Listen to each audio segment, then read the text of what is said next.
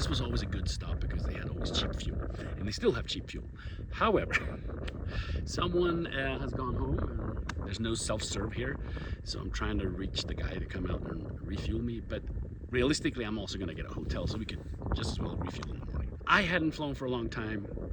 Aircraft hadn't flown for a long time, basically since I got her. But it was a pretty uneventful flight, a little bit of turbulence at 11,500 feet, and of course she performed really well, except for the pressurization does not work. And I thought it did, but it doesn't.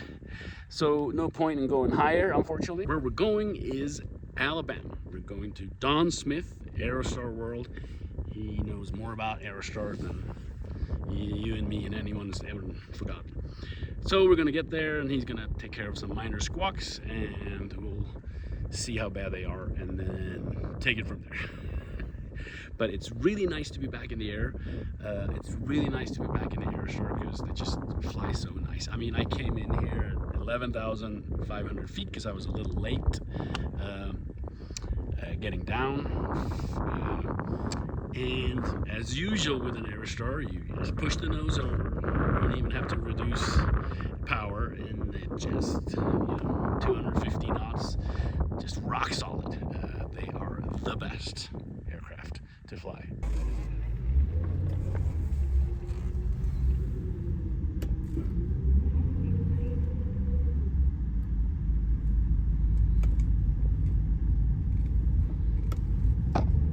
For those of you maybe tuning in from Europe or haven't flown in America, one of the absolute greatest things about flying in America is when you land at these small unattended airports.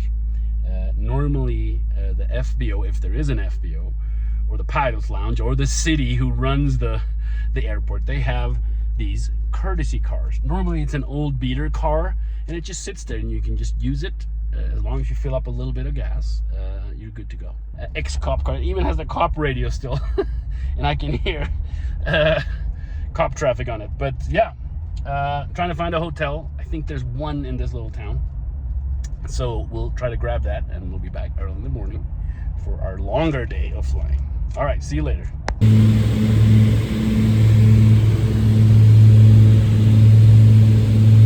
morning. We are en route, 11,500 feet VFR, heading towards Alabama, part of St. John's in Arizona. I've set everything up and trying to run her lean of peak, which these super turbocharged SuperStars and SuperStar II are supposedly not able to do that.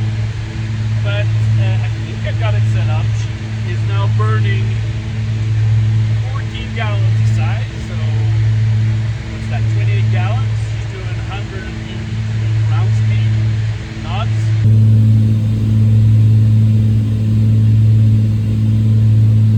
So a little slower than an Aerostar normally flies, but I have a long leg today, and I want to make sure that I have enough fuel to get there. So I'd rather take a little bit less speed, more fuel time.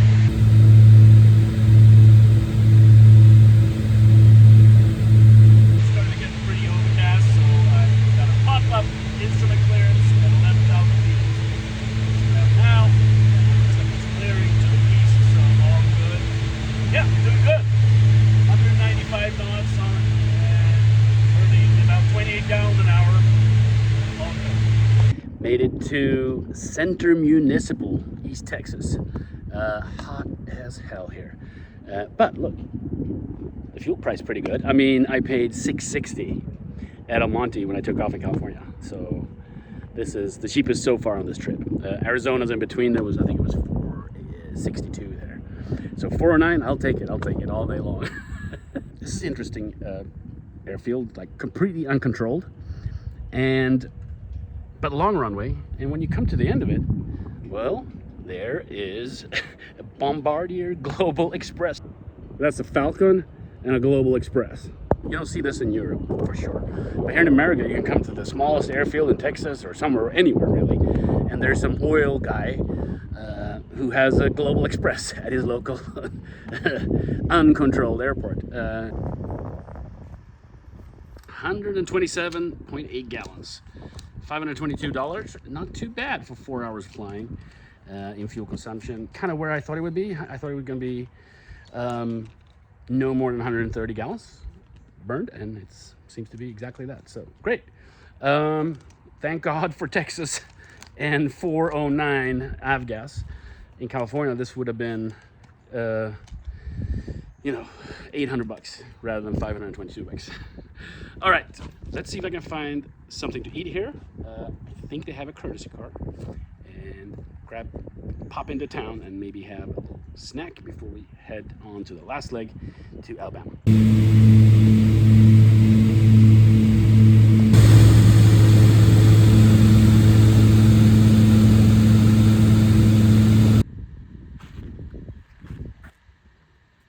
Just beat the thunderstorm to the south to get in here to Headland, Alabama, and Aerostar World. And look at this, a whole gaggle of Aerostars.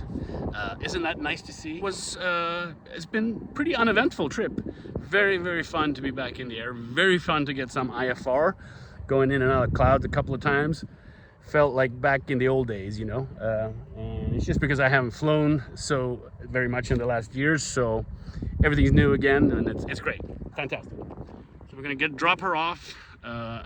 Don here, he has more time and more knowledge about Aerostars than anyone in the world, basically. So he's gonna go through a couple of things that are smaller squawks.